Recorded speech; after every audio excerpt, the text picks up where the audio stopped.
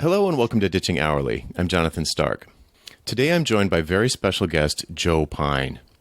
Joe is the co-author of The Experience Economy and is an internationally acclaimed author, speaker, and management advisor to Fortune 500 companies and entrepreneurial startups alike. In 1999, Joe and his partner, James H. Gilmore, wrote the best-selling book, The Experience Economy, Work is Theater and Every Business is a Stage, which demonstrates how goods and services are no longer enough. Now, it's 20 years later, and they are re-releasing the book with a new subtitle, which is Competing for Customer Time, Attention, and Money. And that is available now on Amazon or wherever else you get your books. Joe, welcome to the show. Thanks, Jonathan. A pleasure to be here. So for folks who don't know, Joe was nice enough to come on to The Business of Authority, which is the podcast I do with Rochelle. And we went on a deep dive into what the experience economy is. It was an amazing interview. We did follow-up interviews after that. We were still experiencing the aftermath of the transformation. But one thing we didn't really talk too much about was how to price experiences, price transformations, and the pricing component to this new economy, I guess you would call it. So I wanted to have Joe come on and talk about pricing experiences, pricing transformations, and perhaps ways for folks who might consider themselves or are currently behaving as if they are a service provider, how they might make that shift into kind of a higher value portion of the economy. How's that sound? Sound like fun? It sounds fine to me. I want to know if I come on a third time, do I get to start calling you Johnny, or is it just still Jonathan? It's been a while, but you are welcome too. It's been a while since that's been my nickname. So I think a good starting place would be a line from The Experience Economy, which is this. You wrote, "When a business is treated as a mere service, hourly workers spend almost no offstage time preparing on-stage behaviors." So what do you mean by that? Well, first of all, it is true that in the experience economy, work is theater. That it's not a metaphor, work as theater. It's a model that literally work is theater whenever workers are in front of customers, right? The guests, the audience of the experience.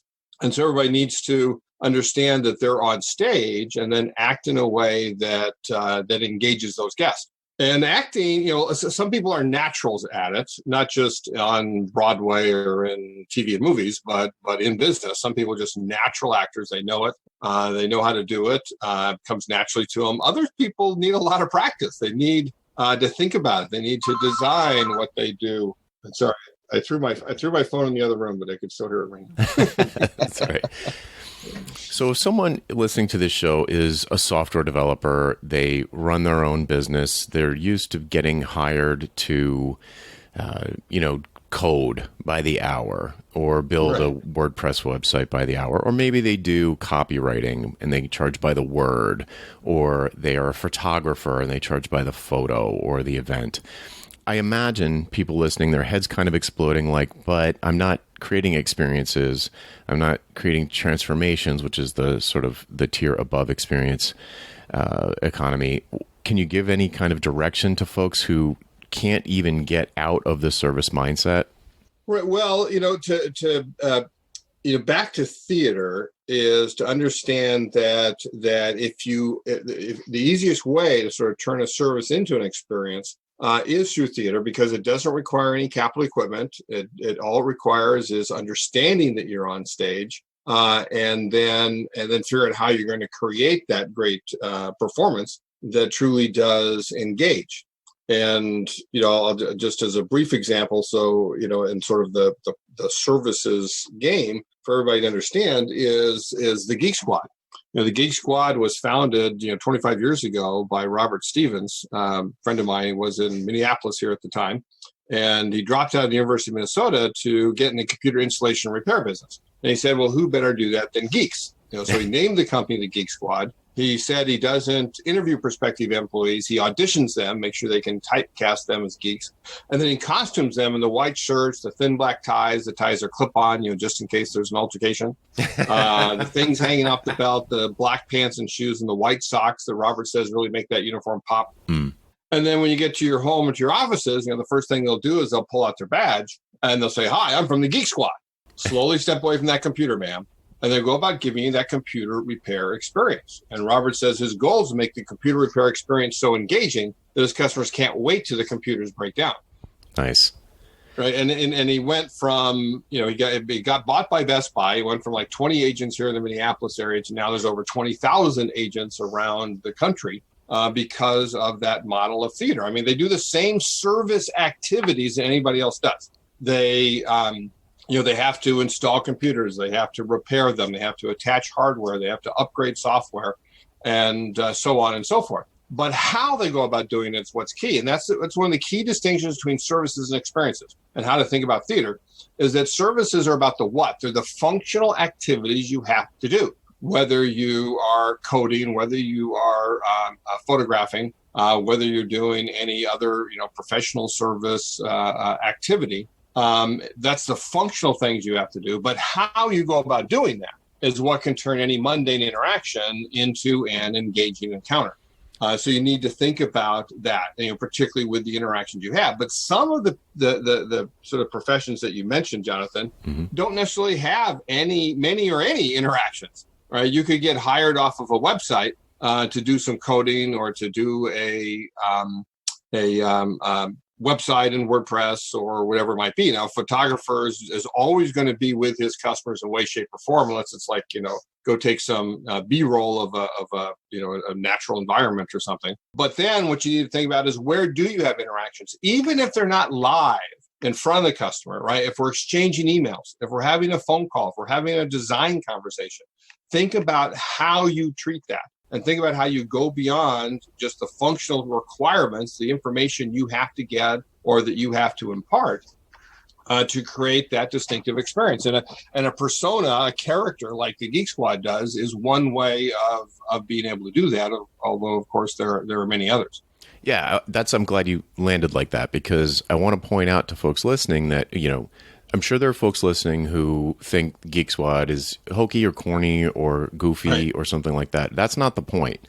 The point is these are guys and gals, I suppose, who fix printers. Like, what could be more commodity than fixing a printer jam? It's easy to imagine that someone would, who wanted to be in IT repair business would be like, oh, well, there's no way for me to turn this into an experience. And here's an example, a glaring, huge, I guess glaring's negative. It's like a huge, glowing example of someone who took something that is, in the tech industry, is probably close to the most mundane thing you could possibly do. Right. And turned it into something engaging. And whether you think it's corny or not, the people who need this service do not think it's corny. They enjoy it. Right. And, and one of the key things there, Jonathan, is Robert always wanted to make sure it wasn't corny, make sure it wasn't a gimmick. And one of the key ways he did that was, in fact, the uniform. That wearing the uniform, if you can do that with a straight face, then you truly are a geek. And that's what he wanted. He wanted real geek. Real ones. A lot of people think that acting is necessarily fake or phony, that it's inauthentic. But in fact, acting can be, it can be fake, but it can be very authentic. It's a matter of revealing the parts of yourself that make the most sense in front of the people that are with you. We all know we act differently in front of a boss and a colleague, in front of family than friends, in front of parents and children and so forth. It's not that we're being fake or phony in any one of them. We're simply choosing what parts of ourselves to reveal. And that's what acting is. Acting is fundamentally choice, right? It's choosing intentionally what you're going to say, how you're going to say it, what you're going to do, how you're going to do it in a way that comes off as engaging. Right. And to your point, a lot of the folks that are listening to this show, work remotely. So the touch points are relatively few in comparison, but they still exist, like you pointed out. So there's going to be a whole bunch of touch points, probably in the marketing and sales cycle, where people are reaching out to you or you're reaching out to them and starting conversations and then getting into a sales interview type of thing, putting together a proposal, presenting a proposal. Exactly. All of these things are on stage, as you put it. So what can you define the on stage, off stage thing a little bit, maybe in these terms?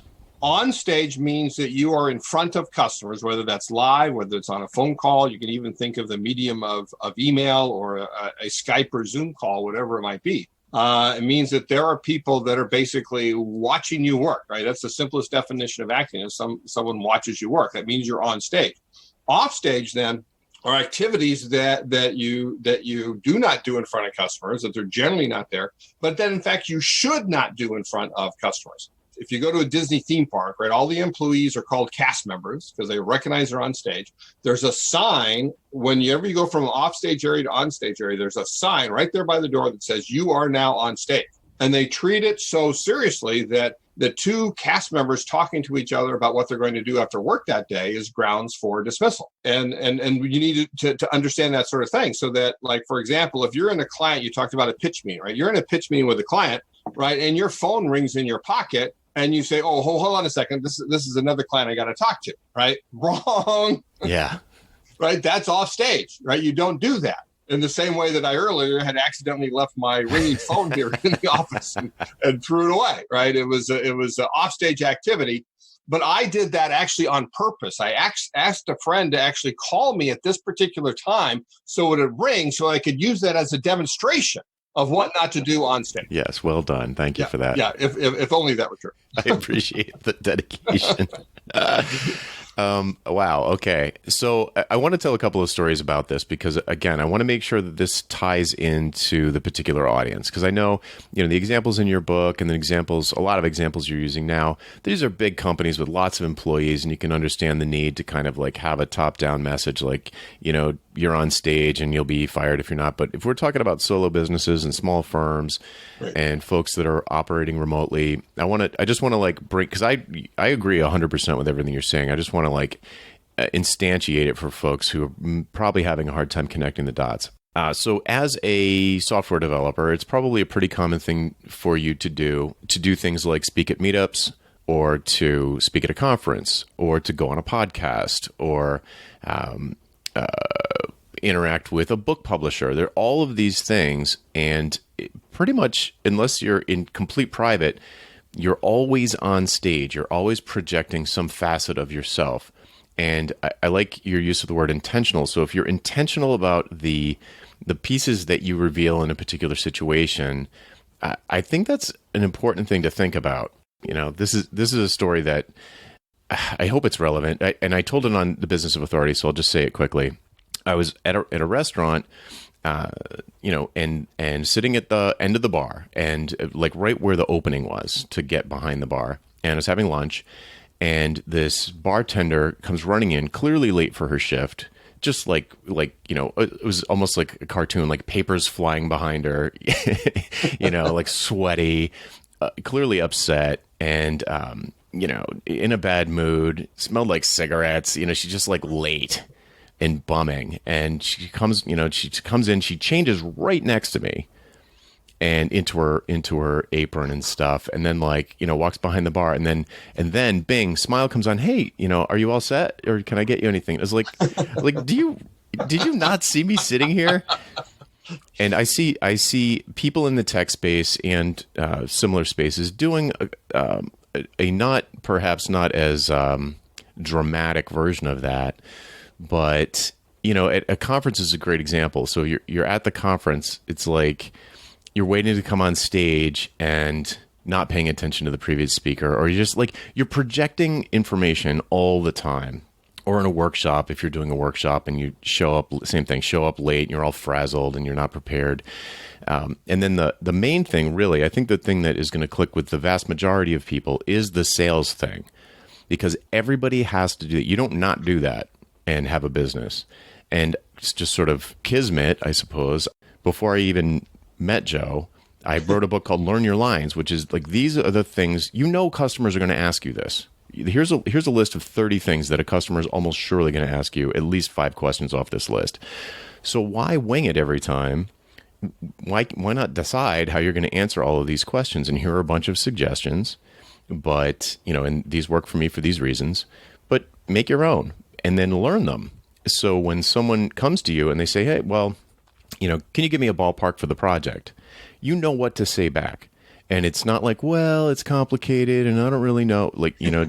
Projects this kind of, I don't want to go so far as to say unprofessional, but it projects this kind of I'm winging it kind of vibe. And they're going to automatically make judgments about you based on that, about, the quality of work that you would do when you're actually doing what you consider to be your real work, which is the service activity that we're kind of talking about de-emphasizing.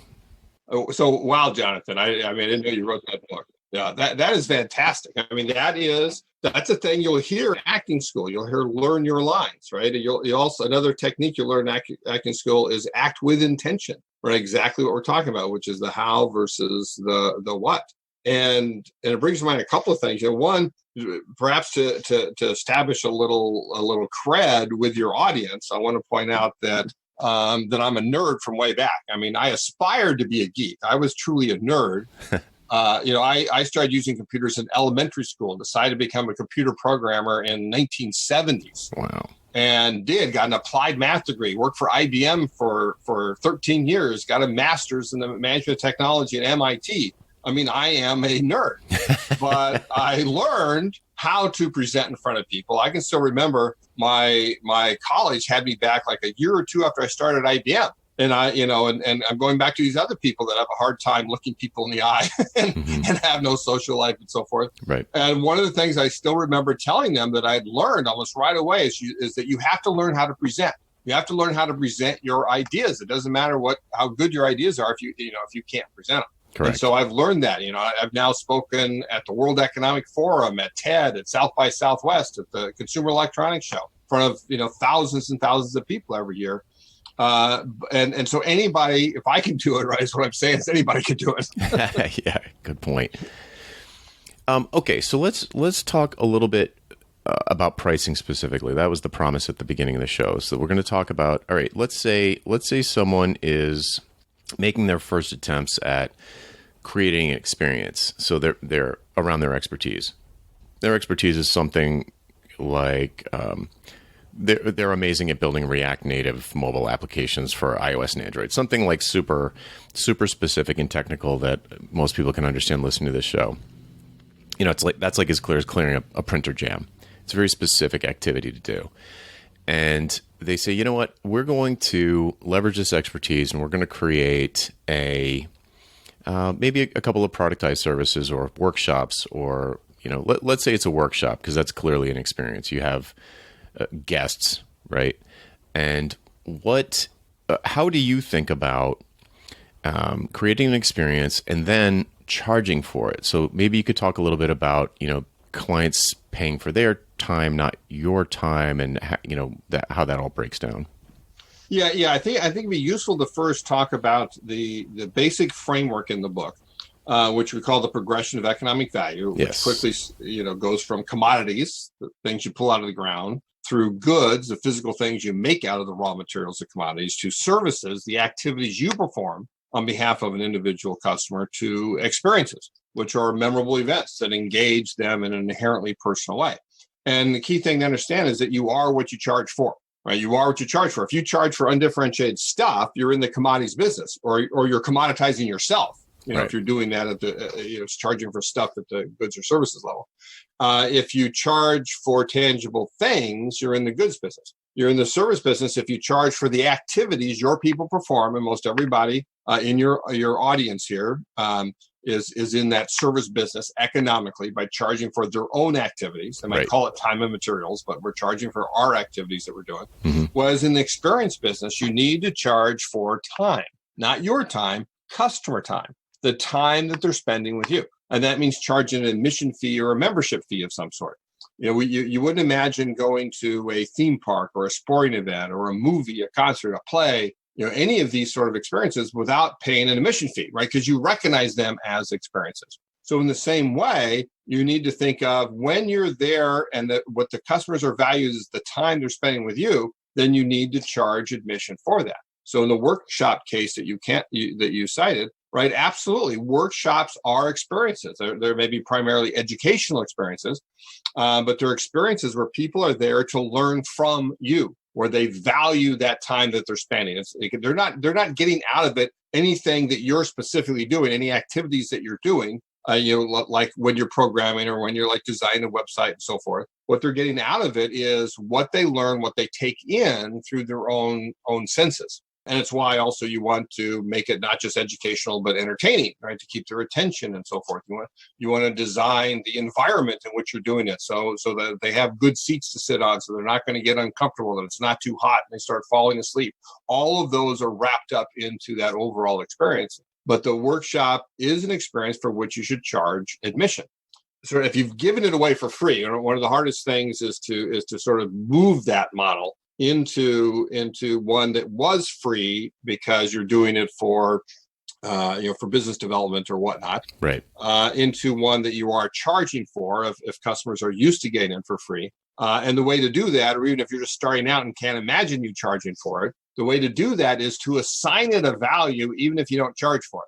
In other words, say that this workshop is worth $50 or $100 or $500 or $1,000 or whatever it is at the level that you're doing. And then you can find an excuse to give it away. Like, well, if you're a past client, I'll let you in for free. Or if we're talking about this project, hey, come in, you'll learn about it, and I'll cover your fee. And it's better than saying a discount or free. Say I'll cover your fee, because it sets a signal that the admission fee does, that this is a place worth experiencing. This is a time worth experiencing. That this workshop is worth your time. And if you don't charge for it, often customers may say they come, but then they don't show up because, well, it's free. They don't have any skin in the game. Yeah, there's no commitment there.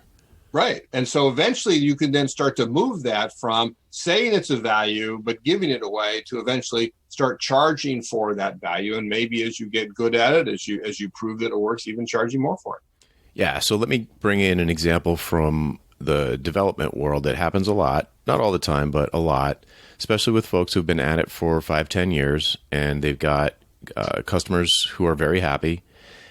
There's a thing that a lot of people give away, who are, people who fall into that category. They a lot of times give away advice. Mm-hmm. There's two ways that they look at it, where one is nobody will pay for a diagnostic. Nobody will pay for me to basically go in and figure out the scope of this project. That feels like it's a cost of doing business. That should be, something that I do in advance of creating a proposal.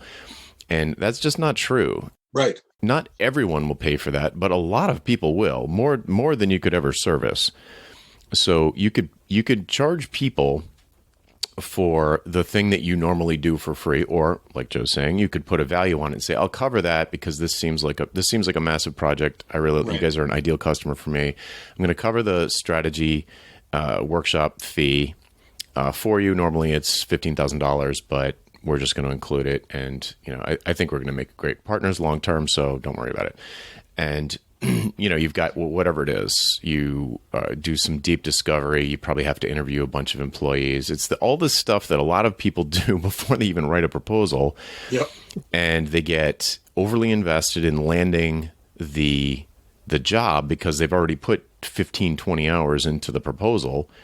And then they don't get the work, because it's sending a signal that these people have lots of time on their hand. It sends all the wrong signals. Right, exactly. You're working for free at a very high level, and it just means, well, you must not be that great. That stuff you can actually charge for, and that's one thing. The other thing is, if you are in these long-term relationships with clients, I tell people to think back and try and remember any situations where the client, especially someone farther up the food chain at the client, said to them, hey, this doesn't really have to do with our project that we're working on right now, but I'd love to bring you into this meeting with the CEO about security on the website. You're doing something else for us, but I'm curious about network security. You mentioned something about that. Could we just get you to jump into this meeting? And think back to any times when you were asked for your advice, because that could be a sign that it probably is a sign that it's something that you project expertise in, and something obviously that is valued by the client or by some clients. And you could perhaps package that into an advisory relationship of some sort. So, I just said network security, so it could be something like that. And you could sell that as an individual thing, which is how would you classify this, Joe? It's a very low activity undertaking. You're basically, someone comes to you and says, hey, could you answer this question? And you answer it. Right. It doesn't feel like an activity. It's not like a labor style activity. It's more like an expertise level thing. Yes. And it is something that you could charge for, at least in the context of a greater relationship. one thing, in addition to charging admission, another way of doing it is charging a membership fee. Yes. And you can think about that as well, is that you create a membership fee, and maybe you in fact get what many companies do is they get all their clients together at one time as part of that part of being a member. Membership has its privileges, and you can say one of the privileges of it, you get to call me up or send me an email anytime you want. I may not always be available right away because I might be with another client. When I'm with the client, I'm with the client, right? Sending the signal that when I'm with you. Right. But I will respond as soon as I can, and you get that as part of it, rather than giving it away for free. Yeah, great example. I have what's called a concierge doctor. I think it might be a pejorative term, but but that's what it is. No, well, there's people who don't like the whole idea of it, think it's pejorative, but most people are fine. Right. And he's got a membership, and it allows him to have fewer members. And what that means is the experience is unbelievable. I'll be like looking at my watch, like, we're 2 hours in here. I got to go, Right. I mean, how many people have that kind of experience in the US with their doctor? Not very many. So that's a great idea. I've never kind of put two and two together there, but creating a membership community for your clients is absolutely, I mean, it's almost like a mini Gartner in a way, where you're like, in my world, where it'd be like, oh, we're a cutting edge React Native firm. And, if you are all in on that platform, then maybe I cover your cost for the first year, or your fee, or your investment. Exactly. Or your first project, or your project gets you it for 3 months or a year or whatever. Exactly. You can add it to a proposal. You got to re-up. Yep. And then they come in and people can compare notes with each other, and they have this access to you, which is not something they would normally have. Yeah, this is a great idea. That's a really good idea. Obviously, it's also pre-sales for the next project. Mm-hmm. Right. And that's key. And that's why it's also worth then saying, well, maybe I have a newsletter, or maybe I send them a book once a quarter or something that, hey, I think this is important. I think you gain value out of it, or keep an eye out for particular articles of interest or something. But keep that the relationship going in the context of a membership program. Right. And what most developers think of when they want to have that outcome, like that, a way to keep the relationship alive in between big projects or development projects, they all tend to go towards support relationships, which I despise, because that's like the architect changing toilet paper in the bathrooms after the building's built. It's like, you don't want to present yourself in that way. You want to present yourself as an expert at all times. So, talk about being on stage. You don't want to be mopping up, liquids on the ground. So your story reminded me too, Jonathan. I'm actually my wife and I are actually buying a new house, to get on a lake and that, and we're working with these builders, and we'd looked at a previous house that in the end didn't quite work, but the builders did this huge design for free, basically. Mm-hmm. They used their onion paper, and they drew over the drawings to show. And I mean, it's not a detailed design. You're not going to be able to build it from that, but it's enough for us to see. Mm-hmm. And I was amazed, that they didn't charge for that. I would have paid them for that design. Yeah. Then particularly when he had to redo it because of various different things that we figured out wouldn't work, and then he goes and does it again. It's like, and we get together at the coffee shop, and they're buying the coffee. Jeez. And all my head, I'm thinking about my own stuff, saying, I absolutely would have paid for this. Maybe $500, maybe $1,000, but I absolutely would have paid for this to help me make the decision of whether to buy this house. And they just gave it away for free, not recognizing that there's a ton of value there. When you're providing value to your customers, you should be charging for it. Yeah.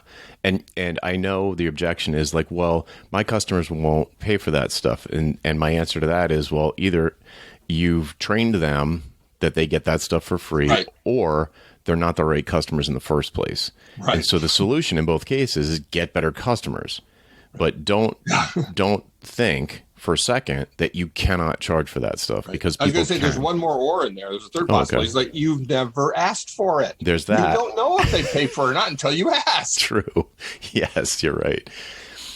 Okay. So how does someone you're working? So someone comes to you, and maybe they're probably not a software developer, but they come to you and they say, hey, we want to, we feel like we're in this sort of commoditized service space, not a commodity, but we feel undifferentiated, and we want to commoditized. Yes. And we want to create experiences because we get it. We get what you're saying. How or do you counsel them at all on how they should price it, or do you just help them design it and kind of like how does that happen?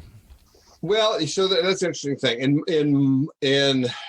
In most cases, I consider myself not an expertise on the particular industry enough to know how much they should be charging. But one of the things we've done in the new books, actually, we've introduced a new concept that we call the money value of time. Ah. And this is in the new re-release of the experience economy. And that's part of the time, part of it, that compete for customer time, attention, and money. Well, how much money should you charge for their time? Right. Everybody's familiar with the time value of money, but this is the money value of time. In other words, how much per minute or per hour are you charging for your customer's time? And we did, some quick and dirty analysis and figured out that, while prices vary a lot, going to a movie is around 10 cents per minute. Okay. And that, that's you're paying every time, you're sitting there watching that movie, every minute that clocks by, you're throwing another dime on the floor, right? But you go to a Disney theme park, for example, and it goes up to 20% a minute as an order of magnitude.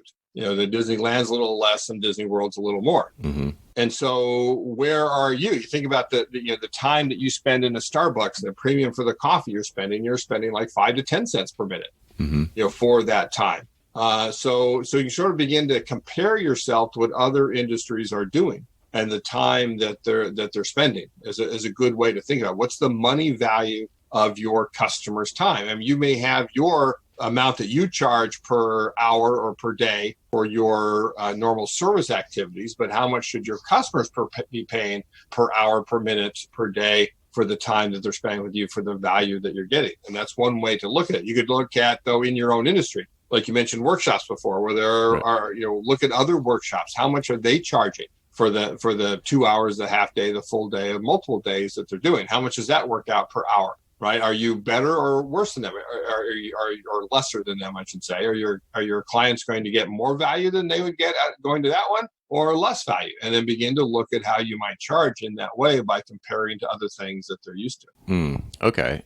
So yes, I totally get that, and it's funny because one of the things that comes up a lot when I'm working with one of the big things I do with people who have expertise in the software space and others, but mainly software, is how can we package up your expertise in a way that it's disconnected from time, your time, right? Your time, expert's time, right? The expert's time, and essentially turn it into an experience. It's not usually how I word it, but that's basically what it is, where you're creating this packaged experience and it's charged based on the value that the client is receiving. And the value could be something super bottom line, like, I'll increase your conversion rate on your website and you'll double your income. It could be super transactional like that. Or I should say, pretty tangible. Or it could be something like, like a Broadway show, not for a software developer, but Broadway show, like what's the outcome? Like you don't have a bottom line outcome, or a Starbucks, like sitting in a Starbucks, there's no particular outcome. I mean, there is, but it's not, but it's very intangible. It's like the $5 I spent on that latte was worth the last half hour that I just spent. So with clients, as when I'm working with a software developer and they're packaging up their expertise in ways that are easy for people to get their heads around. So like everybody knows what a book is. Everybody knows what a workshop is. Everybody knows what a seminar is. Those sorts of things, they bring with them price expectations, whether they're right or wrong, it doesn't matter. Clients have bought workshops before and they know they're kind of in this price range, and it's really hard to kind of battle your way. If you're going to price yourself way outside of the range of what they're used to paying for a workshop, it can be an uphill battle. If you're charging like way more than they're used to. If you charge way less than they're used to, that's sending a signal that it's not that good of a workshop. Exactly. And if you're right in the middle, you're going to find, or sort of like in the sweet spot, you're probably going to find that it's really easy to sell because people are just like, yeah, I figured it'd cost about $1,500 or whatever. And, so you can, in places where there's an expectation for how much this package is a very familiar package. It's a workshop or it's a book. I'm expecting to spend, maybe $20 max for a book. So if you're going to step outside of those zones, You either have a problem on the low end where it seems low quality, or on the high end where you're fighting an uphill battle.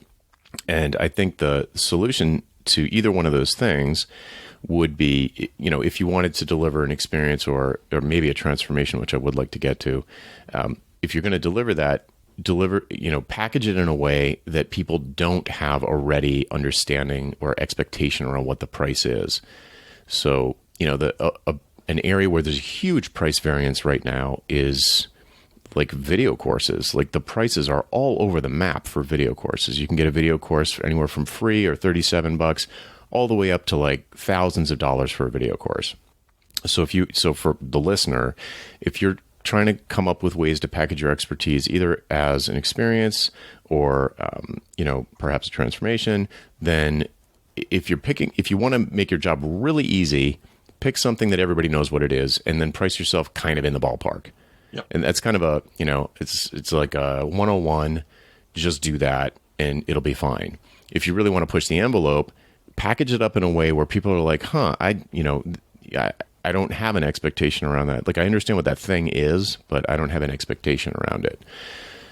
Okay, so enough. I'm talking too much. But you're talking exactly right. Right, it's exactly the right way to think about it, the way to go about it. And you did mention early on that term outcomes, which I think is a key one. And so it is a good opportunity to talk about the next level of value beyond experiences. Yes, please. Which I think is particularly important for your audience, particularly for people that are selling basically to other businesses rather than to consumers, although of course it's big in the consumers.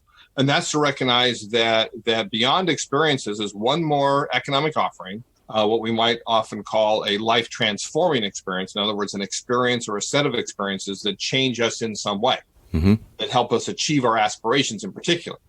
Fitness centers are about transformations. People don't go to a fitness center to endure all that work, sweat, and pain. They want to gain from it. They want to become more fit, or they may have a very specific aspiration of I want to lose 20 pounds, or I want to gain washboard abs, or I want to fit in that swimsuit from last year, whatever the case may be. Healthcare is about transformations, and higher education is about transformations. Management consulting is about transformations. Because what people are hiring you for is they want a different business as a result of their work for you. And that's why I always say with B2B companies, when you're selling to another business, recognize that none of your clients ever actually want your offering. It's a means to an end. What they're really looking for is how that offering helps improve their business. And if you sell them the end rather than the means, then you'll gain much more economic value for that. And the way to do that is exactly what you said. It's to charge for outcomes. So with services, again, you're charging for activities you perform, the time and materials. For experiences, you're charging for the time your customers spend with you. But in the spirit of you are what you charge for, when you're in the transformation business, when you truly care about the outcomes your customer wants, then that's what you charge for, right? You charge for that demonstrated outcome. Because in the end, inputs don't matter. Right. What you're charging for, the activities, they don't matter a whit unless the client gets the outcomes that they desire. So why not charge directly for those? You'll do a better job. You're on the hook for it. They'll get more out of it. Yeah, 100%. But so do you remember I don't know if you remember the story you told about your golf pro? Yeah. If you could, I know it's on the other show, but it is so 100% on the money that it's exactly this. Yeah, and you think about it as a golf pro is a coach, right? And coaches of any kind are in the transformation business. And this was a number of years ago when I actually lived in Connecticut. And I was taking lessons from this golf pro at the local municipal golf course.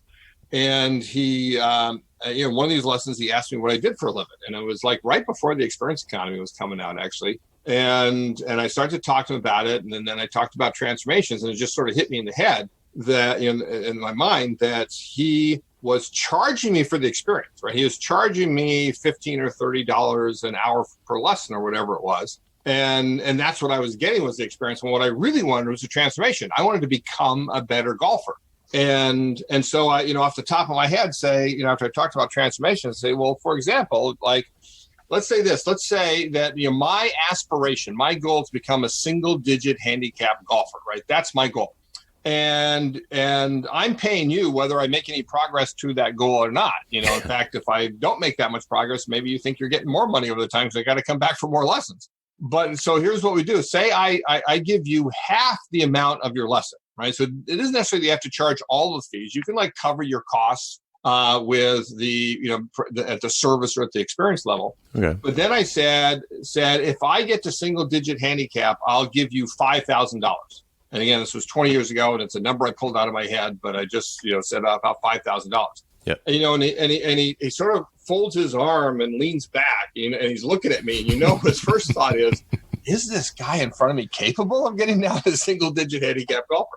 Yes. And once he decided, okay, I think he could do it, then he says, well, then this is what we have to do. I need you to come and practice 3 times a week, and I'll give you a regimen of exactly what I want you to practice and how we'll go about it. Then we're going to go out in a course together, and I got to teach you course management and see how you do on the actual course versus on the driving range and so forth.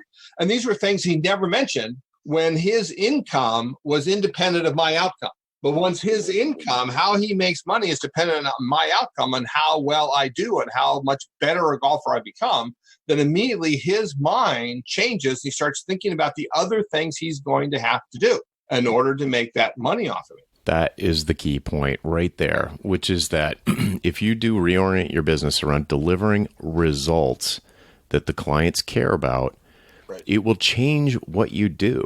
That is the insidious thing about billing for your time, is that, if that's the arrangement and it's the expectation on both sides, so it's fair. I mean, you're not doing anything wrong. You're not being unethical or immoral. Everyone agreed, you're going to pay me $200 an hour to do whatever. And I do it for these hours, and at the end, you pay me, and maybe you get what you thought you'd get out of it, maybe you don't, but that's really on you. You took all the risk, dear client, and me as the provider, I did what I said I would do, and you paid me for the time that I spent. Okay, great. But if instead you focused on transforming their business in a way that they desire, I'm willing to say definitely change what you do. And you'll get pickier with your clients, because there are certain ones who will come in with expectations that you don't believe you can meet, whose money you would have taken in the other model, right, but you won't take in this model because you're on the hook for it. So if it'd be like if your pro looked at you and was like, to himself, was like, this guy's never going to get to single digits. No way. he would have said no. And as a software developer or a copywriter or a photographer or anybody else like that, an illustrator, what are they trying to do? What are they trying? It's a B2B situation in 100% of the cases. What are they trying to do? They're in a current state. They want to get to a desired future state. And for some reason, they believe that you're a component of that. And a lot of people will just be like, hey, we need, client comes to a logo designer and says, hey, we need a new logo. We heard you're good. What's your hourly rate? Oh, $100 an hour. Great. Let's get started. Never even have a conversation about why they're doing it. Why not do it? Is it urgent? Is this something that needs to be done now? Why would you pick someone like me when you could just go to Fiverr? There's so many other options. Why would you bother going through this process? If you find that information out and find out what the equivalent of the single digit handicap is, and I guarantee you it's there. If you're talking to the right person, it's there. Otherwise they wouldn't be talking, they wouldn't be interested in hiring a professional. So if you can figure out what it is, that's the thing you can price. Just like in Joe's story, was like, that'd be worth $5,000 to me. Right. And you can price that and then get really clever and use your expertise to achieve that outcome in ways that you probably never would have even considered before. And not only is this a massive differentiator between, you and the crab bucket of freelancers out there who are all just doing the same thing. And, it's just like everybody's essentially undifferentiated, this big slurry. You'll just completely stand out, and you'll get pickier about what clients you work with, which means you'll have better clients who you make more profits for and from, and therefore create this virtuous cycle of getting better and better clients who you deliver more and more results for in less and less time. And that ends my soapbox for the day. I just can't believe how the thing that is eternally shocking to me is coming across a great thinker like yourself, who's come up with a different kind of premise. It's almost like your path into this idea. I feel like we both are kind of coming to the same point, yeah, from different paths up the mountain. Yeah, well, I think it is exactly right. It is two paths to get in there. Mine is looking at what's going on in the world of business, and yours is particularly focused on the clientele that you have for this podcast. But you do get to the same conclusion no matter how you look at it. What our customers really want are the outcomes that they're looking for, and if you can align yourself with that, right? That's what charging for it does. It allows you to align what your customers value with what you charge for. Yep, absolutely. Well, I know we're getting close to time here, so what I would love is if you could share with folks where they could find out more about, the Joe Pine universe, and specifically around the new 20th edition of the Experience Economy. All right. Well, obviously, you can get the book, The Experience Economy, on Amazon, as you said earlier, anywhere books are sold. Then we have our own website, which is strategichorizons.com. strategichorizons.com, where you can learn all about me, my partner, Jim Gilmore, the books, our ideas, our events, our offerings, and so forth. I will mention also that if you really want to get into it, we have a public Experience Economy Expert Certification course that includes a half day on transformations that we do every August in the Minneapolis area. And then we often do private ones for particular businesses. I did a private one in Florida for a hospital system a couple of weeks ago, for example. But then also related to our initial conversation about how work is theater, and that we actually did ourselves have come out with a video training offering just earlier this summer, specifically on training people to act on stage. And that's what we call it, is Onstage. And so that URL, I'm virtually certain, is onstagetraining.com. And there you'll be able to see how you can look at these videos of Jim and I talking about these principles, taking principles from the experience economy and bringing them down to any individual person, whether whether frontline or however they are, whether they have a degree or whatnot. But if they're interacting with customers, then they are indeed on stage and need to act in a way, again, that engages the audience. That's awesome. Great stuff. I love it. Folks, you should definitely check it out. And I just am blown away. So, Joe, thanks so much for coming on the show. It was solid gold the whole way through. Thanks, Jonathan. It was a pleasure. I enjoyed our conversation. All right, folks, that's it for this week. I'm Jonathan Stark, and this is Ditching Hourly. Hope to hear you next time. Hope to be in your ears next time. Bye. Hey, Jonathan again. The next time someone asks for your hourly rate, I want you to stop what you're doing and go to valuepricingbootcamp.com to sign up for my free value pricing email course. That URL again is valuepricingbootcamp.com. Hope to see you there.